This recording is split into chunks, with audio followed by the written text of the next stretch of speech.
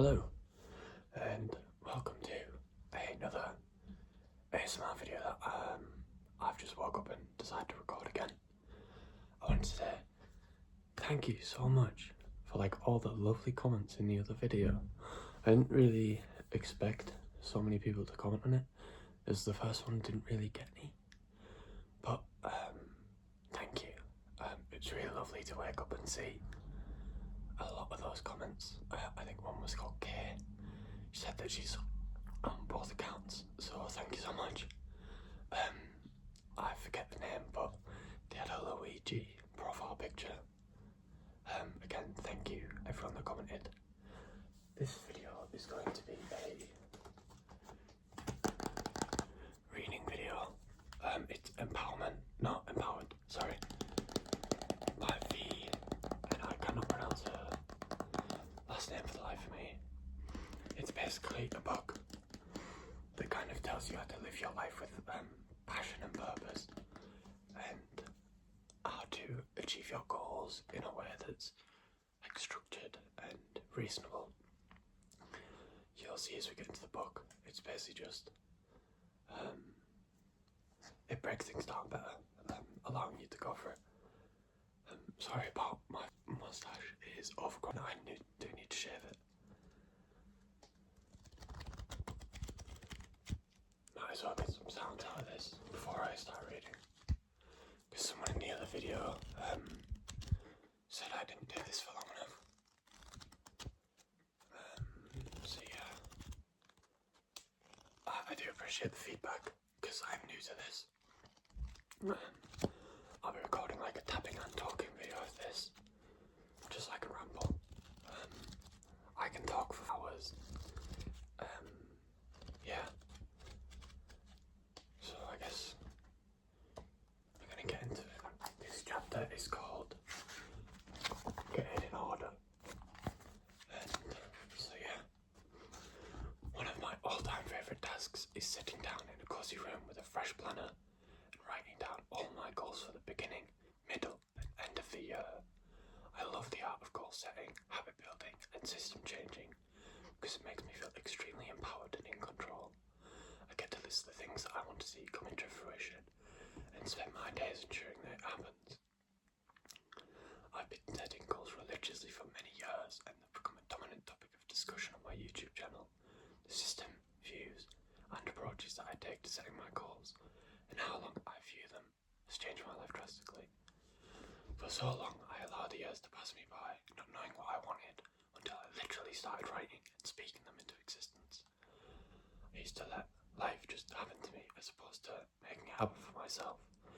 I was somewhat passive in my surroundings, but one day decided this has to change.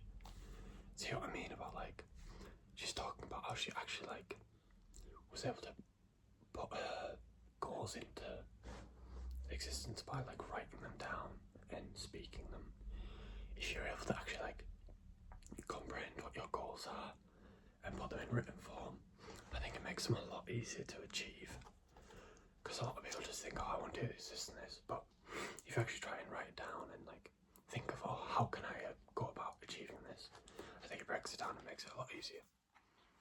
Okay, thus came the birth of my empowered life goals. Why do I call them empowered life goals? It's because I believe that every goal we should set should contribute to bettering you, the people around you, or the world that we live in.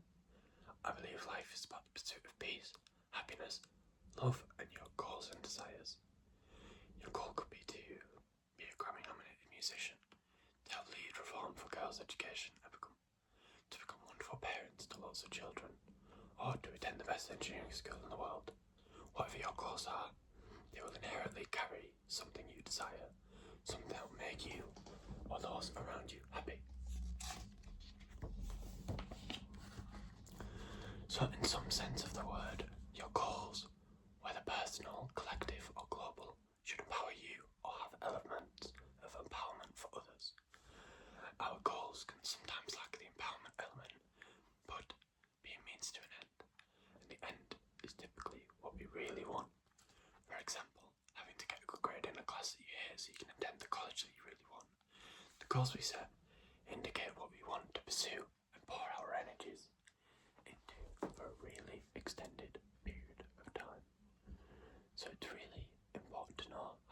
about setting them and how to ensure you meet your desired objectives.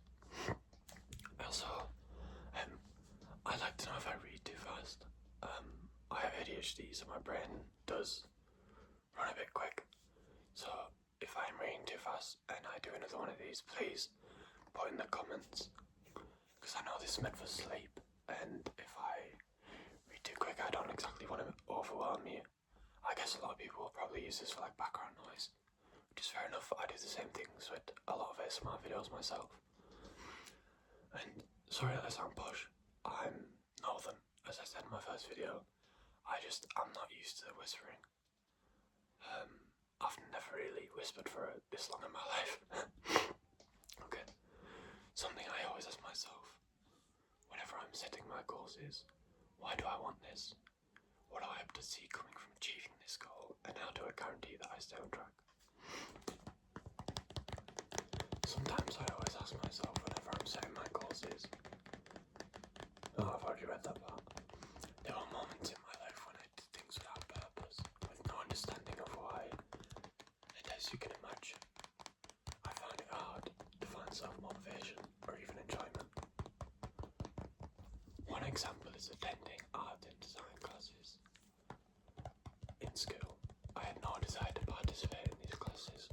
My younger self did not see the purpose, and I simply didn't enjoy what I was learning. I often battled with myself to take an interest, but performance reflected this. These kinds of moments can become very frustrating very quickly. Despite my wish list incorporating the desire to pass these classes, I wasn't truly invested in them. I think that reflects to a lot of people nowadays. It's hard to get involved in a topic that you just can't really get into. Like when I was in school, I really wanted to pass English. I did, but I only got like a 5. But I just couldn't get into it. Like I was more like a maths person, a science person. It just clicked better with my brain. I mean, I guess some things are just better for certain people. Okay. Where are we at? Okay. There were other classes that I hated, such as maths and science. Bro, you just hate all of them. But I took a different approach to them because they carried a different value in my mind. I knew I needed to get good grades in these subjects to get into my desired sixth form and colleges. This would then get me to my dream university and eventually my dream job. Therefore, my work ethic was drastically different because I could see the long-term outcome of achieving the good grades in them. So the key here is to remember what you want to achieve. Keep it in the forefront of your mind, while also allowing room for alternatives if your context, goals or financial situation changes. And keep in mind your passion for why you even began in the first place. You always gotta I agree with that. Like you've gotta realise why you wanted that goal in the first place. Like I feel like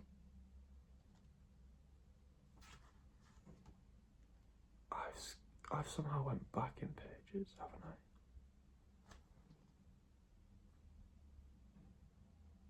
Yeah. It doesn't matter, I'll just continue reading.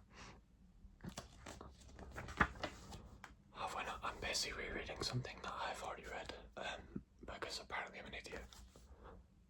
I've went back on the chapter. Yeah, it's fine. I mean, it's good to get a refresher. I don't mind. I think it would be good. Okay. So the pyramid system. I like this part of the book. It basically talks about structuring your goals, and yeah, I think it'll be quite useful. This brings us to one of my favourite goal-setting tools, the pyramid system. Something I discuss endlessly on my YouTube channel and have used for a long time. The system allows me to see at the start of the year what my end goal is before actually breaking it down. This system gives you an overview of what's at stake, so you know what you need to be doing throughout the year or years to get there. The first step is getting your current goal, placing it at the top. Hers was, for example, 250,000 subscribers, and that was the goal. Next, add a date to that goal, whether it be a month or the year. It should be realistic as well, because you don't want to have unattainable standards. I think everyone does that. I think they've put a bit too much pressure on themselves. so sit and plan dates accurately as you can. In the second row is where you break it down into 2 6-month segments, or like 2 sections of the end date that you have. On the final row, you want them split into quarters, like 3 months each. Sorry, I was just reading. Okay. One of the reasons why she loves the pyramid system is because it breaks down your goals from the end goal to the current moment you're in. It can help you figure out what you need to be doing in the coming days, weeks and months to make sure that you're allowed to reach the end goal. This helps with me to make sure I'm on track to reach 250k, because every week I know I need to upload at a minimum 1 to 2 videos in order to gain a steady growth of subscribers. I need to be constantly thinking of new ways to engage my current audience while attracting new ones. While I look at my pyramid goal, I know that today I should be sitting down, planning, creating or editing new videos to upload in order to meet my goal for that section of the pyramid.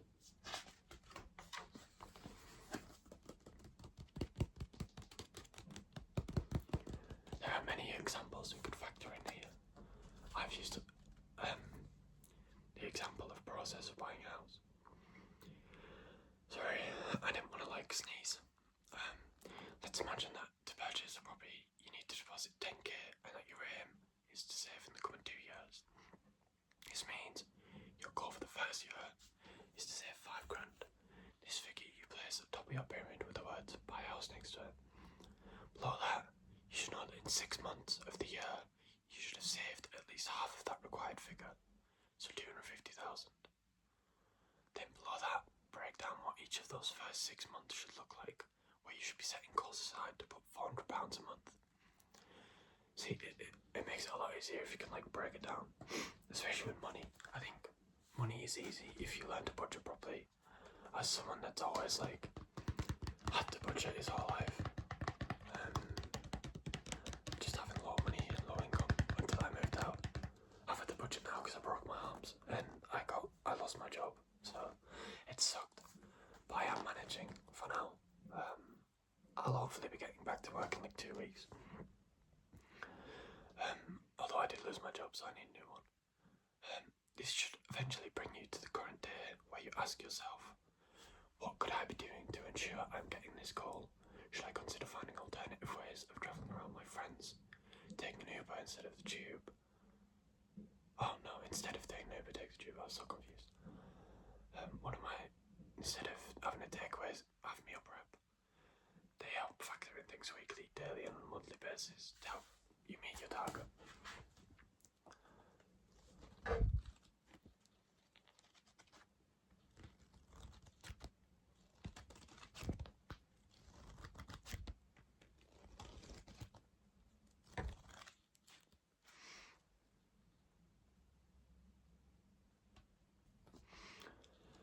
The quarter system. I used to say my goals were balanced until I had a phone conversation with my friend George. He asked me if the 10 pounds described the way I handle my tasks, or handle my life in general, and upon reflection I realised it did not. I now, after some careful explanation with him, prefer to say my goals are in harmony. We are often taught growing up that we need to lead a balanced lifestyle, maintain a balanced diet, work, play routine, and more, but this isn't entirely true. There will be times where we might need to eat more protein to build our muscles, or take more time off work because we have other projects happening. The time balance of each goal and each part of our lives are divided equally, but each goal shouldn't always be given the same attention. That's why I like to say that they live in harmony with one another, because they alternate between different levels of importance and priority during different moments in my life. Something I've discussed at great length. Sorry, my phone alarm went off, so it cut off the video. Importance depending on what takes priority during different moments of my life. Something I've discussed at great lengths over the years. I do apologise about that. That probably is annoying. I'll probably cut things to make it a less weird. Each section of the year is shaped by what goal takes our greatest priority during that time and what the desired outcome will be. I break down each year based on the popular OKR, objectives and key results model, better known as the quarterly goal system. This system was created by Andy Grove in the 1970s. made popular by John Doerr, one of the earliest inventors in Google. Interesting. I've adapted this business-based model of goal achieving to fit my personal and academic goals. The quarterly goal system helps me make my goals more specific to the reason, rather than just an overview of the year. It essentially gives me 4 New Year's resolution moments in 1 year. It helps me focus in on the details and break down the mammoth goals into bite-sized chunks that are easy to handle. For example, saying in 2022 I want to achieve X, Y, Z, you put quarter 1, I would like to achieve A, B and C in order to stay on track for X, Y, Z at the end of the year. The year is split into 4 quarters, Q1 representing January, February, March, Q2, April, May, June and so on. By using the system to break down the period, it means your goals don't have to be balanced. The timeframes are broken down in a way that allows whatever needs priority to be the focus at different parts of the year. Another reason I have loved the quarter system is it allows goals flexibility and readjustment in the way that the annual goal setting system does not. Essentially, it means a new quarter behaves like a new year. Every 3 months, you sit down and reevaluate what went well, what did not, and what needs to improve into the next year. Similar to the New Year's resolution set for January 1st. When you become a new you, combining the pyramid with the system of quarterly goals truly helps me to have bigger visions. I write my 3 goals at the top of the pyramid, and every 3 months I review them, taking smaller goals for that quarter and adjusting as I go. Sometimes, with each quarter, I may find an end goal that needs to be altered because my vision has changed to the end goal needs based on how the previous quarter went. Or there could be new things on the horizon that affect the climate of what I want new things to do. The term balance implies that each goal and each part of our lives must be treated equally, but each goal in my life wasn't given an equal amount of time, attention and care. Now that I say my goals are living in harmony with one another. Sorry, it's just like a quote.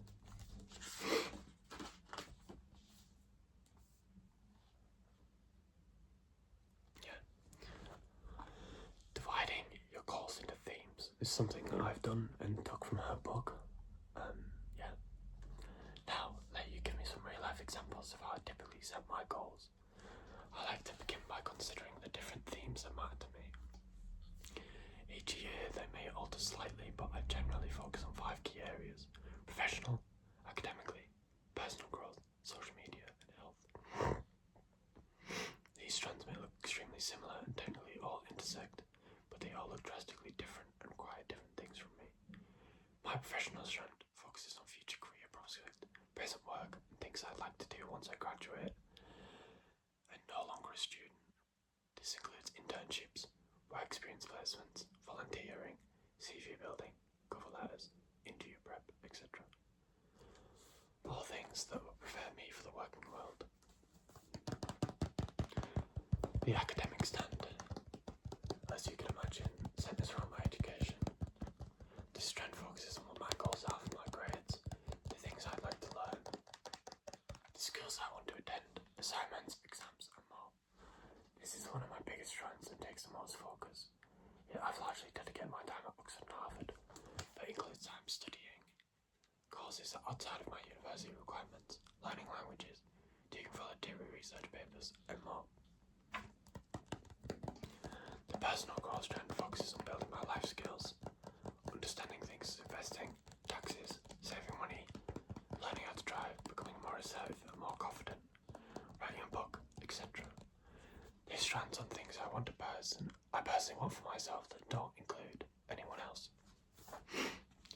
Social media strand is one that also takes up a lot of my time. The centres on my YouTube channel can be broken down to include Instagram, LinkedIn and Twitter as well.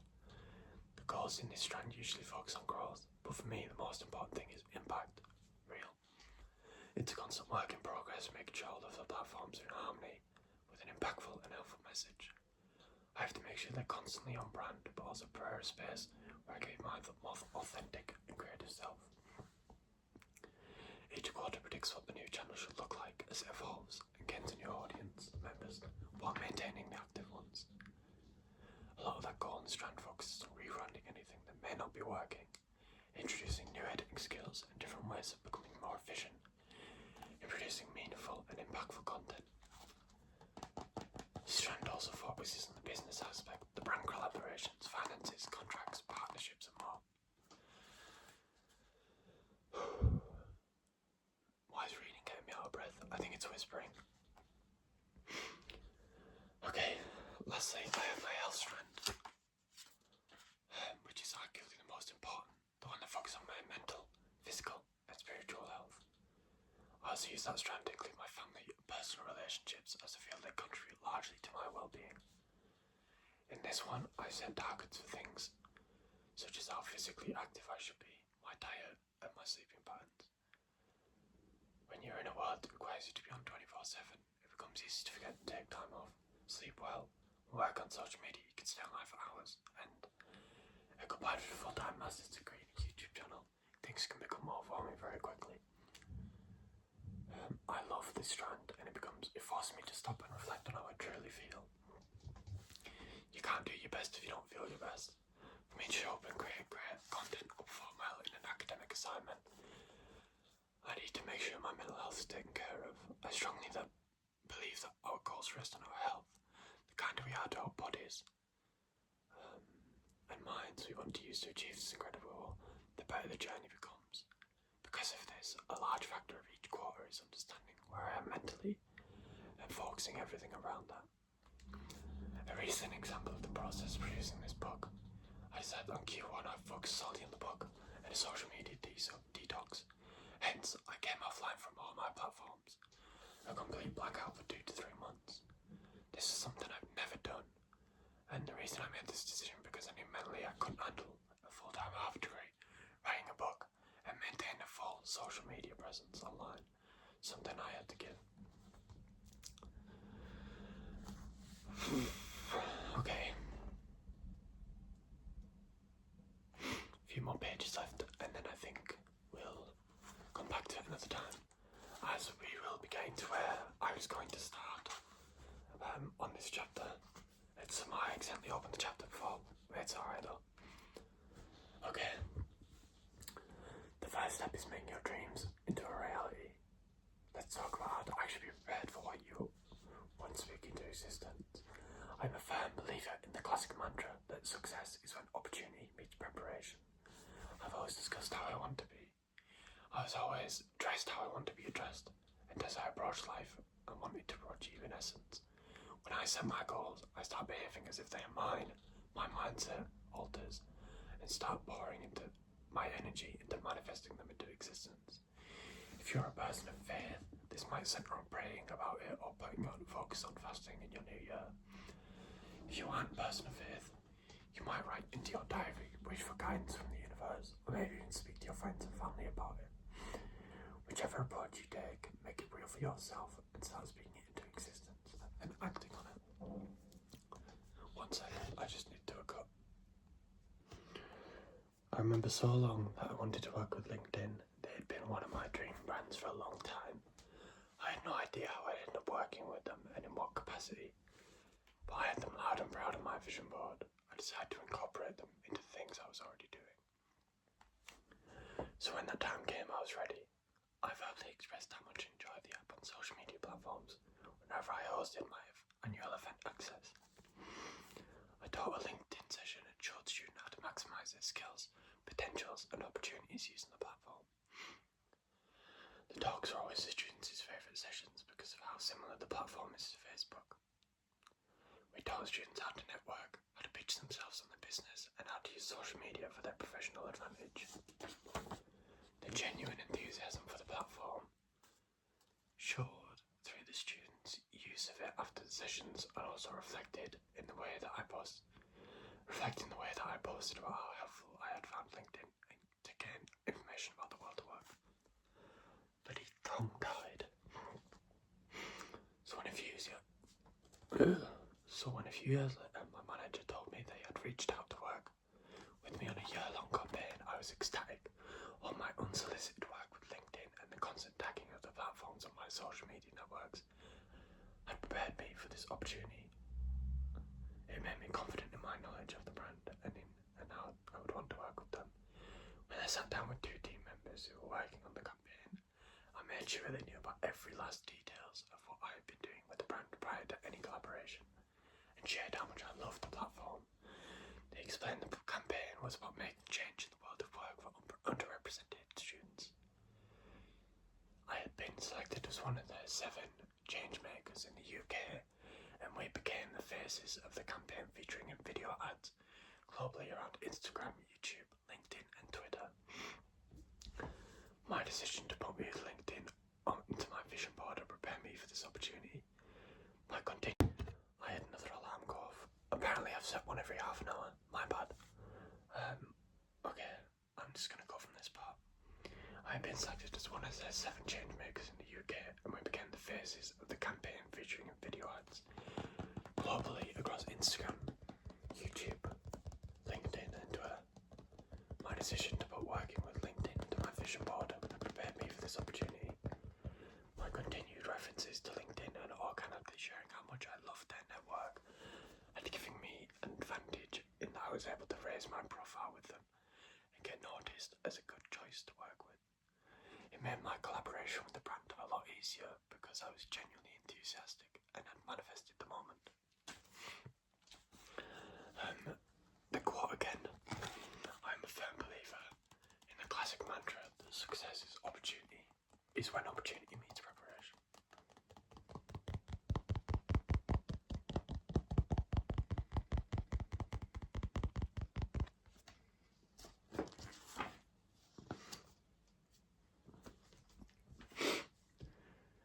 Practical steps to get it in order.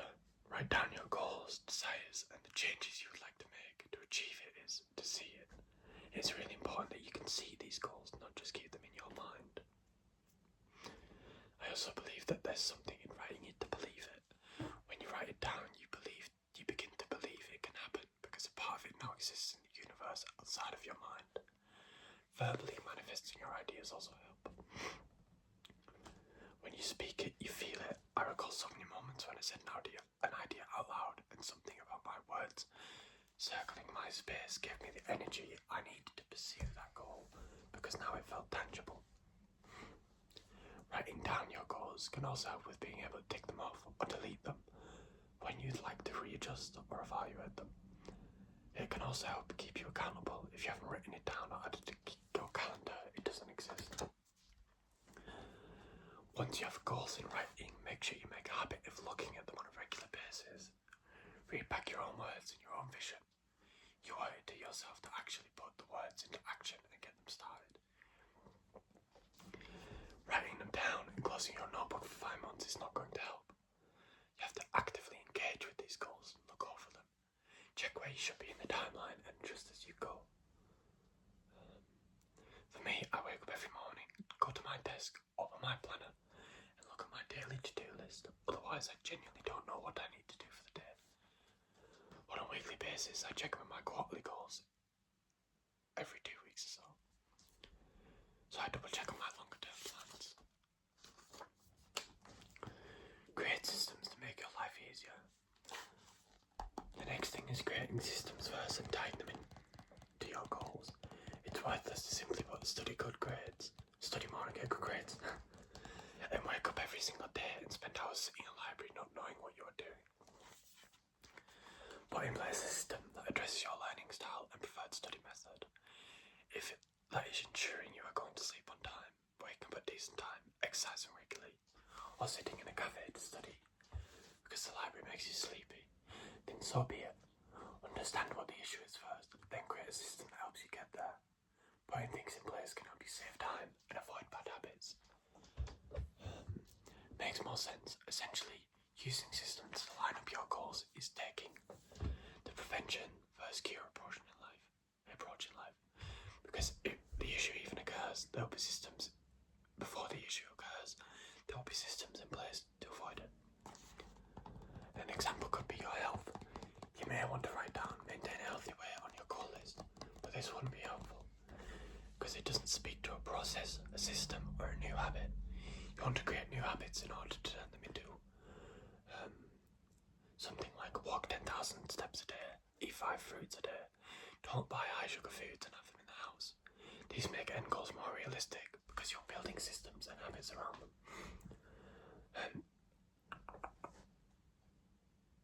Instead of saying don't eat healthy food constantly, it might be better to address what makes you feel tempted to do so, or try weekly shop to allow to adjust to a better diet.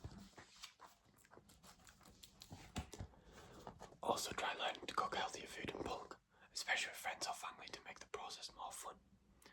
Explore healthier options that are similar to what you normally enjoy. Find new systems that can help tackle that goal you have in mind in such a way that it eventually becomes a lifestyle. Sit down with the goals you initially wrote and write down practical systems you can put in place to make sure everything that you're doing works towards building that habit for that lifestyle. Whether the goals are related, work-related, health-focused, or just for personal growth, you must build systems around them to uphold them, especially when things get difficult and you're tempted to give up. Make your goals manageable. A lot of people don't do it. Lastly, break down your goals, desires, and systems into bite-sized chunks.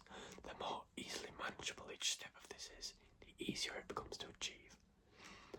The last thing that you want to do is frighten yourself out of pursuing your dream. Writing down. Write a 50,000 word book by the end of the year isn't helpful. It will scare you, and closer the time gets, the more worried you'll become, and the more likely you want to remove that out of fear. As mentioned in the quarterly goals system section, it is good if you can cut out yearly goals into 4 chunks. Doing this allows you to break that down into 12,500 words per quarter, which is 4,000 per month. Breaking it down makes the goal much more manageable and closer to reality. It allows you to see the big picture up close and personal. So now you can know that you need to write 2,250 words every few days, and by the end of the year, you will have 50,000 words for your book. Get myself tired. And then it means that you can shape your daily life around your goal in a less intimidating way. Overall, remember that everything you desire is within your reach.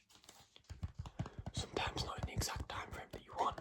It may take an extra year or 5, but it's getting there that counts. The journey of reaching your goal is just as important as them themselves. Remember to take your time and be kind to yourself. It's okay to alter your goals as you go along, because you're a multifaceted human being who grows and evolves constantly. It is also okay to feel disappointed if you don't reach the desired goal to begin with. Try again. Start a new system to get there. Evaluate your strengths, weaknesses, what went well and what did not. You deserve to enjoy things you desire, the best things that life has to offer. Just keep going, keep setting those goals, applying those systems, and building new habits, and watch the magic unfold. That is the whole section of Get It In or Done. I'm actually quite surprised I read so much in one go. I don't usually read a whole chapter of this book in one go, as the chapters can be quite lengthy. But I thought it would make for a really nice video to help you guys sleep. Do put in the comments if you prefer soft-spoken or whispered. I do prefer soft-spoken. It's easier on my throat, I think. I do apologise if I sniffed a lot. I know I did in the last video. It's quite hot and the pollen count's high. But yeah, again, if you did like the video, make sure to like and subscribe. And I hope if you have any ideas that you maybe want me to do in a video, I'd be down to do any. I don't mind taking requests. I'm not that big of a channel. I can fit that into my life. And I hope everyone has a great night, evening, morning, or day, and you have sweet dreams. And I'll see you all later.